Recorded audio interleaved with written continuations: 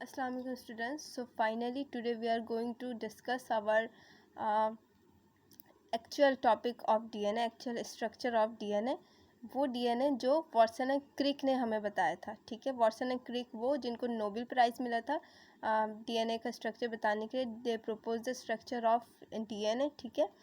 और उन्होंने कैसा स्ट्रक्चर बताया हमें? 2D स्ट्रक्चर बताया उन्होंने, ठीक है। 2 डायमेंशनल स्ट्रक्चर बताया, ठीक है। इसमें क्या होता है, जो दो स्ट्रैंड्स हैं आपस में रैप होते हैं अराउंड द कॉमन एक्सिस, ठीक है। इस तरह से दो स्ट्रैंड्स आपस में रैप होते हैं अराउंड द कॉमन एक्सिस, एक दूसरे के पैरेलल मूव करते हैं ये, ठीक है। और अक्सर बच्चे ये गलती करते हैं, जब एग्ज़ाम्स में उनको DNA का स्ट्रक्चर बनाने को कहा जाता है तो वो इस तरह का स्ट्रक्चर बना के आ जाते हैं, इस तरह का स्ट्रक्चर बना के आ जाते हैं। दिस इज़ रॉन्ग स्ट्रक्चर, ये बबल्स बन जाएंगे जी। DNA का स्ट्रक्चर नहीं है, DNA का स्ट्रक्चर इस तरह का है, ठीक है। The distance between the two strands is same through out, so please draw the structure of DNA very very carefully. ये बिल्कुल गलत स्ट्रक्चर है, आपने ऐसा स्ट्रक्चर बनाना है DNA का। ये एक दूसरे के पैरेलल मूव करने चाहिए। किस तरह से पैरेलल मूव करने चाहिए? Like this, my fingers, my 2 fingers are the 2 parallel stands, ठीक है। My fingers are the 2 parallel stands and they will run like this, okay. इस तरह से ये मूव करते हैं। और क्या बताया उन्होंने कि ये कनेक्टेड है बाय द हाइड्रोजन बॉन्ड्स। और ये जो स्टेयर केस इन्होंने बताया, ये जो बीच में जो स्टेप्स हैं, स्टेप्स कौन बना रहा है? नाइट्रोजन बेसिस स्टेप्स बना रहे हैं। और इसकी जो बैकबोन है वो कौन बनाता है? शुगर और फॉस्फेट बनाते हैं, ठीक है। ये हम पहले तोड़ तोड़ के काफ़ी सारा हम स्टडी करके आ चुके हैं, काफ़ी कुछ हम समझ के यहाँ तक आ चुके हैं, ठीक है। तो हमें बहुत कुछ पता है DNA के बारे में कि ये जो स्टेप्स है ये कौन बना रहा है? नाइट्रोजन बेस बना रहे हैं, ठीक है। बैकबोन कौन बनाता है? शुगर और फॉस्फेट बनाते हैं। और ये कौन सा स्ट्रक्चर है? ये प्राइमरी स्ट्रक्चर है, लीनियर स्ट्रक्चर है, ठीक है। इसको हम क्या कहते हैं? Primary structure. सपोज करें कि इसमें अगर इलास्टिसिटी होती और इसको हम यू कर्व करते तो ये क्या बन जाता है? ये सेकेंडरी स्ट्रक्चर बन जाता है DNA का, जिसको हम कहते हैं helical structure. So let's see the secondary structure. Yes, तो ये इस तरह का जो स्ट्रक्चर है इसको हम कहते हैं सेकेंडरी स्ट्रक्चर या फिर हेलिकल स्ट्रक्चर, ठीक है। इस तरह से ये हमारा जो DNA है वो इस तरह से कर्व हुआ होता है, ठीक है। अब बात करते हैं इसकी मेजरमेंट की। तो इसकी जो लेंथ है इसको हम क्या कहते हैं? इसको हम कहते हैं 1 पिच, ठीक है। एक इसके कर्व को हम 1 पिच कहते हैं। एक कर्व क्या, थोड़ी हम फिज़िक्स रिमाइंड कर लेते हैं। वर्नियर कैलिपर आपने पढ़ा था, है ना। उसमें स्क्रू गॉज आपने पढ़ा हुआ है। तो स्क्रू गॉज में क्या होता है? जो 1 रेवोल्यूशन होता है, एक जो पूरा सर्कल जो कंप्लीट होता है 1 रेवोल्यूशन, उसको हम क्या कहते हैं? 1 पिच कहते हैं, ठीक है। तो यहाँ पे भी जो एक रेवोल्यूशन कंप्लीट हो रहा है, 1 रेवोल्यूशन इज कॉल्ड 1 पिच, ठीक है।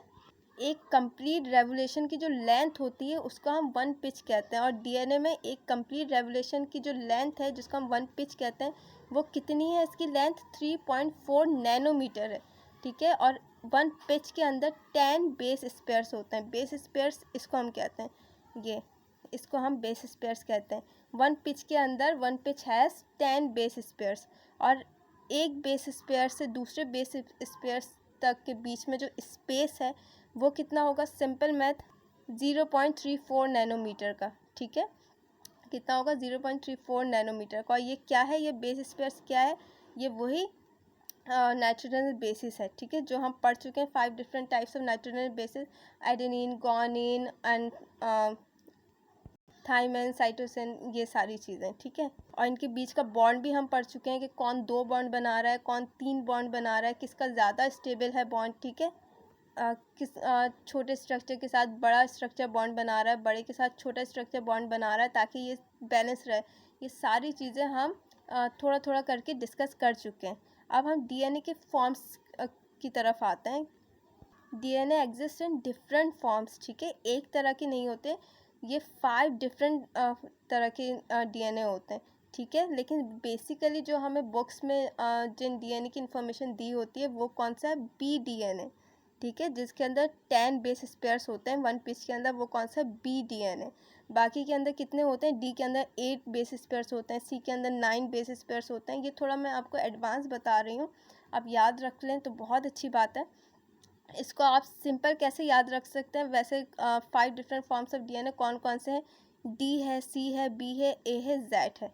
ठीक है, अगर आप ऑर्डर में याद रखना चाहते हैं तो इस तरह याद रख सकते हैं, और अगर आप किसी ट्रिक से याद रखना चाहते हैं तो आप जेड को सबसे पहले लिख लें, उसके बाद ए बी सी डी करके लिख लें। ठीक है, तो ये 5 फॉर्म्स आपके पास आ जाएंगी। तो जो डी फॉर्म है उसके अंदर 1 पिच के अंदर 8 बेसिस पेयर्स होते हैं, सी फॉर्म के अंदर 9 बेसिस पेयर्स होते हैं, बी के अंदर जैसे मैंने अभी बताया कि 10 बेसिस पेयर्स हैं, ए के अंदर 11 बेसिस पेयर्स होते हैं और जेड के अंदर 12 बेसिस पेयर्स होते हैं।